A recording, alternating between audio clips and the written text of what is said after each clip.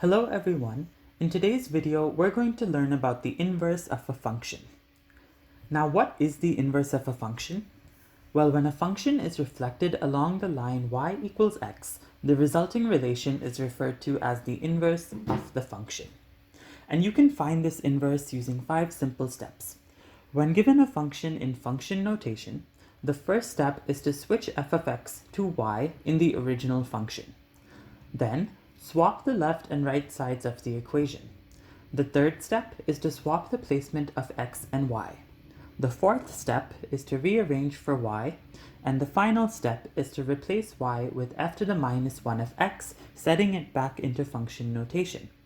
We can practice these steps using this practice problem here. This is a quadratic function, and our job is to find the inverse.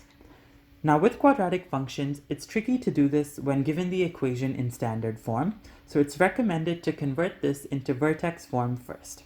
If you don't know how to do this, now would be a good time to pause the video and practice that yourself. I'm going to be figuring out the vertex form using the completing the square method. To do that, we take this b term, we divide it by 2, and we square it to create a perfect square trinomial. So in practice, what this would look like for this question is, we would still have everything in the equation just as it was before, but now we're adding 2 extra terms. 2 divided by 2 is 1, and 1 squared is 1 again.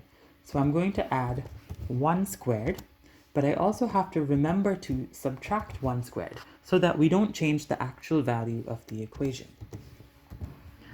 Then, what I'm going to do is I'm going to factor these first 3 terms together. So what that gives me is x minus 1 all squared. And then I can combine these last 2 terms together. So minus 1 minus 3 gives me minus 4. Now we have our quadratic equation in vertex form. And now we can continue with the steps to finding the inverse. So our first step is to replace f of x with y. So that's exactly what we will do.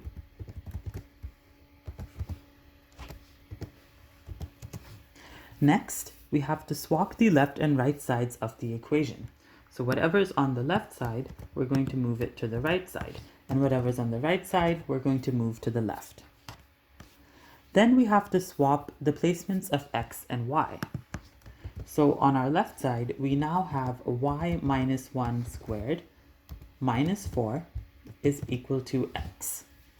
Our next step is to isolate for y.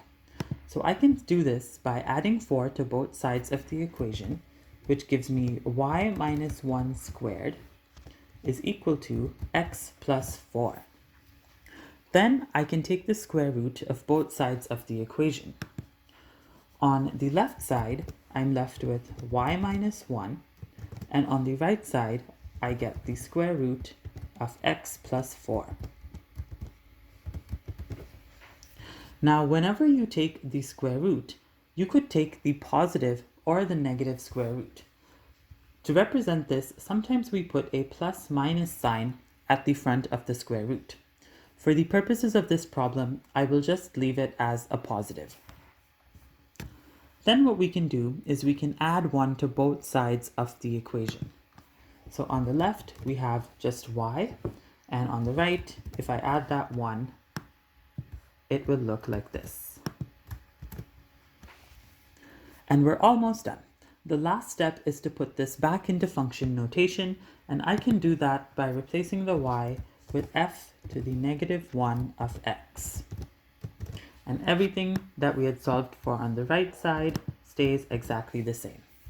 And this is the inverse of our original function. Now what we can do is we can graph our inverse and graph our original function using Desmos to see how it looks like. To make it easier for Desmos to understand, I'm going to rewrite this with a y. And I'll turn off all our steps so that we don't have too many graphs on the screen all at once.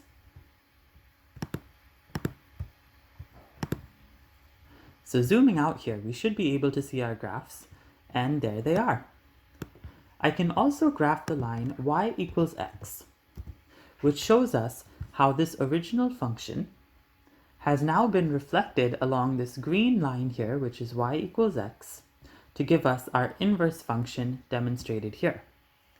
Now, I mentioned before that when we take the square root, which we did in this step, we're supposed to take the positive and the negative square root to get the entire picture.